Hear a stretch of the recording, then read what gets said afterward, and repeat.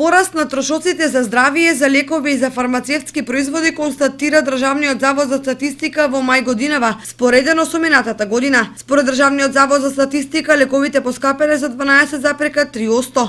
Со овој податок за пораст на цените на лековите, посебно за хронично болните, граѓаните се незадоволни, бидејќи велат дека месечно трошат по половина од пензијата за потребните фармацевтски производи. Има лекарства кои се скапи и тие не може секој да ги плати. Пензиите не се многу големи, не се ни мали, и пак има се давачки во животот. Струја, вода, ѓубре, така. Ние не можеме ништо да створиме. Тоа се доаѓа преку власта, преку системот на живење. И нема што да кажеме, како сака, така ќе биде.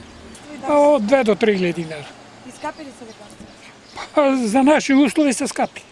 За нашиот стандард, мислам, за нашите премии се скапи. Еве сега има најава за нови поскапувања на одредени лекарства. Тоа верувам дека има. Верувам у тоа јас. Па, за скапи зависи за кој како. Скапи се, не се ефтини.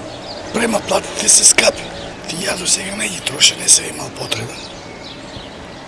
Дали што слушам од луѓе дека се скапи, а са кој како се снајде така е. Директорот на една од аптеките во Кочани вели дека има различни причини поради што би можело да поскапат лековите и доколку поскапело производството, нормално дека ќе поскапат и лековите.